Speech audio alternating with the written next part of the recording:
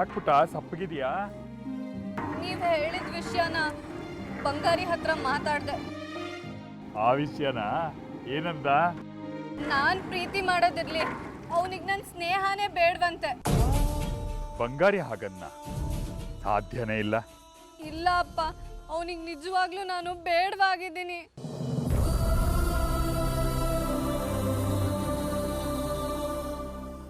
ನೀನು ಅಳಬೇಡ, ಅವನು ಏನು ಹೇಳ್ದ ಸರಿಯಾಗಿ ಹೇಳು. ಇನ್ಮೇಲೆ ನನ್ ಸ್ನೇಹ ಮಾಡ್ಬೇಡ, ನನ್ನಿಂದ ದೂರ ಇದ್ಬಿಡು ಅಂದ. ಯಾಕಂತೆ? ಕಾರಣ ಕೇಳ್ಬೇಕಿತ್ತು. ಕೇಳ್ದೆ, ಎಲ್ಲಾನು ಹೇಳೋಕ್ಕಾಗಲ್ಲ, ಈಗ ಇಷ್ಟೇ ಹೇಳೋಕ್ಕಾಗೋದು, ದಯವಿಟ್ಟು ನನ್ನಿಂದ ದೂರ ಇದ್ಬಿಡು ಅಂದ. ಅಷ್ಟೇನಾ ಹೇಳಿದ್ದವನು?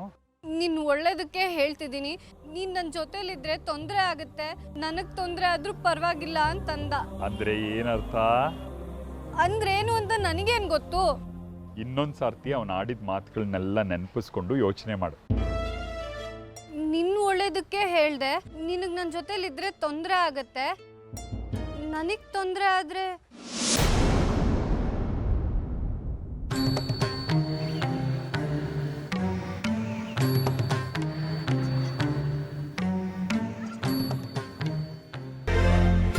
ಅಂದ್ರೆ ಅವ್ನು ನನ್ನನ್ನು ದೂರ ಮಾಡ್ತಿರೋದು ನನ್ನ ಒಳ್ಳೇದಕ್ಕೆ. ನಾನು ಅವನ ಜೊತೆಲಿದ್ರೆ ನನಗ್ ತೊಂದ್ರೆ, ಅವ್ನು ಯಾವ್ದೋ ತೊಂದ್ರೆಲಿದ್ದಾನೆ, ಆ ತೊಂದ್ರೆ ನನಗಾಗ್ಬಾರ್ದು ಅಂತ ಅರ್ಥ. ನಾನೇನು ಹೇಳಿದ್ದೆ? ಬರೋ ಸಮಸ್ಯೆಗಳನ್ನ ಕಷ್ಟಗಳನ್ನ ತನ್ನ ಹೆಗಲಿಗೆ ಹೊತ್ಕೊಂಡು ಹೆಂಡತಿ ಮಕ್ಕಳನ್ನ ಯಾರು ಸುಖವಾಗಿಡಕ್ ಪ್ರಯತ್ನ ಪಡ್ತಾನೋ ಅವನು ಒಳ್ಳೆ ಗಂಡ ಆಗ್ತಾನೆ ಅಂತ ಅಲ್ವಾ? ಹೌದು, ಈಗ ಬಂದಿರೋ ಸಮಸ್ಯೆನ ಬಂಗಾರಿ ತನ್ನ ಹೆಗಲ್ ಮೇಲೆ ಹಾಕೊಂಡು ನಾನ್ ಚೆನ್ನಾಗಿರ್ಲಿ ಅಂತ ಯೋಚಿಸ್ತಿದ್ದಾನೆ. ಹಾ, ಸದ್ಯ ಈಗ್ಲಾದ್ರೂ ಹೊಳೀತಲ್ಲ. ಹಾಗಾದ್ರೆ ಬಂಗಾರಿ ಒಳ್ಳೆ ಹುಡ್ಗ ಅಲ್ವಾ? ನಾನು ಅವನನ್ನ ಮದುವೆ ಆಗ್ಬೋದಲ್ವಾ ಅಪ್ಪ? ಖಂಡಿತ ಆಗ್ಬಹುದು. ಆದ್ರೆ ಒಳ್ಳೆ ಗಂಡ ಸಿಕ್ಕ ಮಾತ್ರಕ್ಕೆ ಸುಮ್ಮನಿದ್ದು ಬಿಡೋದಲ್ಲ, ನೀನು ಒಳ್ಳೆ ಹೆಂಡತಿ ಆಗೋಕೆ ಪ್ರಯತ್ನ ಪಡಬೇಕು. ಗಂಡ ಕಷ್ಟಗಳನ್ನೆಲ್ಲ ತನ್ನ ಹೆಗಲ ಮೇಲೆ ಹೊತ್ಕೊಂಡಿದ್ದಾನೆ ಅಂತ ನೀನ್ ಸುಮ್ಮನಿದ್ ಬಿಡಬಾರ್ದು. ಹಾಗಿದ್ರೆ ಹೆಂಡತಿ ಸ್ವಾರ್ಥಿ ಅನ್ನಿಸ್ಕೊತಾಳೆ. ಹೌದಪ್ಪ, ತಪ್ಪದು. ನಿಜವಾಗ್ಲೂ ಒಳ್ಳೆ ಹೆಂಡತಿ ಆದವಳು ಏನ್ ಮಾಡ್ಬೇಕು? ಗಂಡನ ಕಷ್ಟಗಳನ್ನ, ಸಮಸ್ಯೆಗಳನ್ನ, ತೊಂದರೆಗಳನ್ನ ತಾನೂ ಪರಿಹರಿಸೋದಕ್ಕೆ ಪ್ರಯತ್ನ ಪಡಬೇಕು. ಅಪ್ಪ, ಬಂಗಾರಿ ಸಮಸ್ಯೆ ಏನು ಅಂತ ನನ್ಗೀಗ ಅರ್ಥ ಆಯ್ತು. ಏನು? ಪಿಸ್ತೂಲು. ಏ ಜಾಜಿ, ಜಾಜಿ ನಿಂತ್ಕೊಳ್ಳೆ.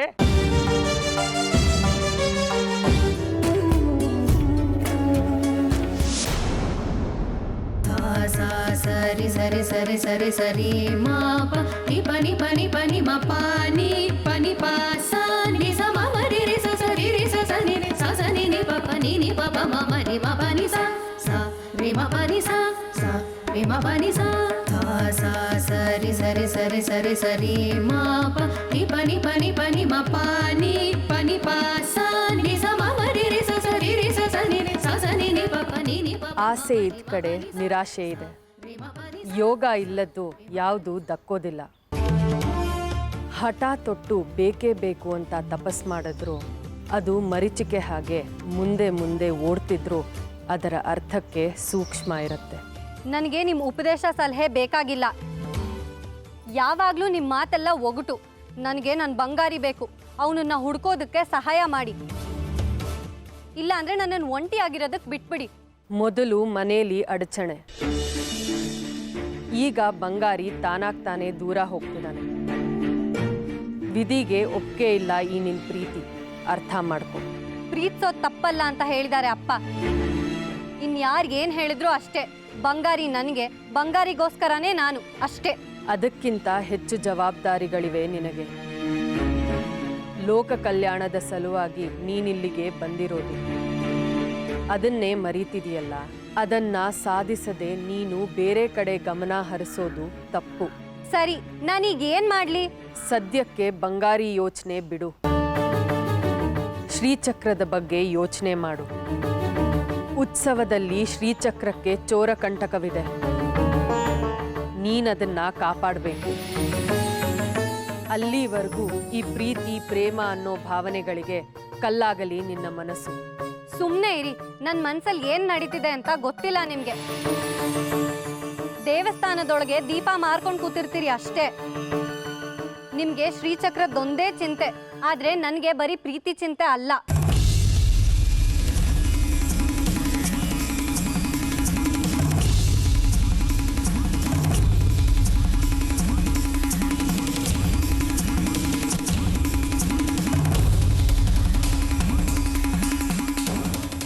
ಮತ್ತೆ ಇನ್ನೇನು ಚಿಂತೆ ನಿನಗೆ?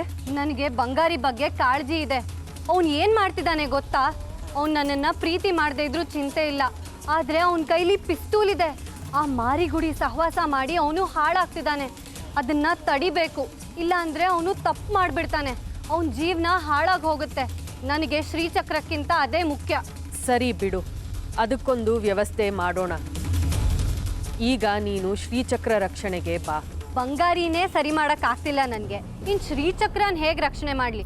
ಅದನ್ನೆಲ್ಲ ನೋಡ್ಕೊಳ್ಳೋದಕ್ಕೆ ಶಾಸ್ತ್ರಿಗಳಿದ್ದಾರೆ, ದೇವಸ್ಥಾನದ ಸಿಬ್ಬಂದಿಗಳು ಮತ್ತು ಪೊಲೀಸರಿದ್ದಾರೆ. ಅದಕ್ಕೆಲ್ಲ ಒಂದು ವ್ಯವಸ್ಥೆ ಇದೆ. ಇದ್ದಾರೆ, ಎಲ್ಲರೂ ಇದ್ದಾರೆ. ಆದರೆ ಎಲ್ಲರೂ ಭ್ರಷ್ಟರಾಗಿದ್ದಾರೆ.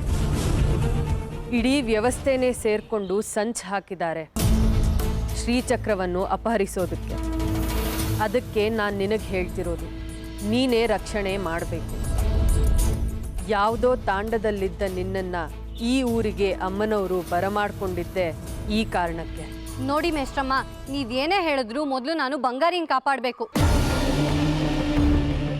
ಅದು ಕುಳ್ದಿರೋದು ಒಂದೇ ದಾರಿ. ಏನು? ಬಂಗಾರಿ ನಿಮ್ಮನ್ನ ಕೊಲೆ ಮಾಡಕ್ ಹೊರಟಿದ್ದಾನೆ ಅಂತ ವಿರೂಪಾಕ್ಷ ಶಾಸ್ತ್ರಿಗಳಿಗೆ ಹೇಳ್ತೀನಿ. ಆಗ ಅವ್ರ ಕಡೆಯವರೆಲ್ಲ ಸೇರಿ ಅವನಿಗೆ 4 ಏಟ್ ಹಾಕ್ತಾರೆ. ಹಾಗೆ ಅವನ ಹತ್ರ ಇರೋ ಪಿಸ್ತೂಲು ಕಿತ್ಕೋತಾರೆ. ಅವನ ಕೈಲಿ ಏನೂ ಮಾಡೋಕ್ಕಾಗಲ್ಲ. ಆದರೆ ಅವನು ಕೊಲೆಗಾರ ಅಂತೂ ಆಗೋದಿಲ್ಲ. ಎಲ್ಲಿಗೆ ಹೋಗ್ತಿದ್ಯಾ? ವಿರೂಪಾಕ್ಷ ಶಾಸ್ತ್ರಿಗಳ ಮನೆಗೆ, ಬಂಗಾರಿ ವಿಷಯನ ಹೇಳೋದಕ್ಕೆ. ಆಗ ಅವನು ಸುರಕ್ಷಿತವಾಗ್ತಾನೆ, ನನಗೂ ನೆಮ್ಮದಿ.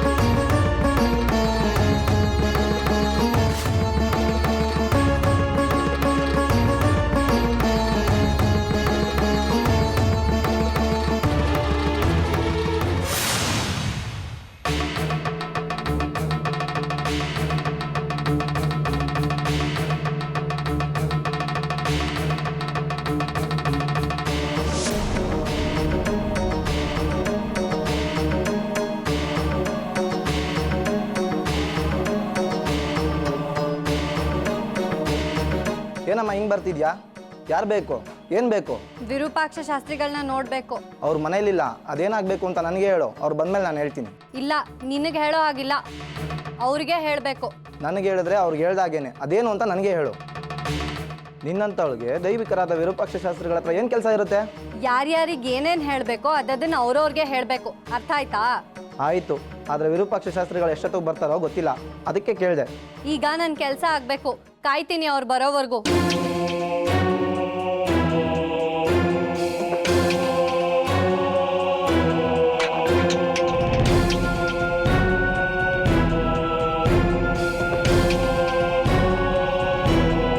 ಈಗ ನೀನು ಅಮ್ಮನವ್ರನ್ನ ಬಂಧಿಸಿದ್ರು ಕೂಡ ಆ ಹುಡುಗಿ ಮೂಲಕ ಅವರು ಬಂಧನನ ಬಿಡಿಸ್ಕೊಳ್ಳೋದಿಲ್ಲ ಅಂತ ಏನು ಖಾತ್ರಿ? ಅದನ್ನು ಯೋಚನೆ ಮಾಡಿನೇ ಎಲ್ಲ ಸಿದ್ಧಪಡಿಸ್ಕೊಂಡಿದ್ದೀನಿ ವಿರೂಪಾಕ್ಷ.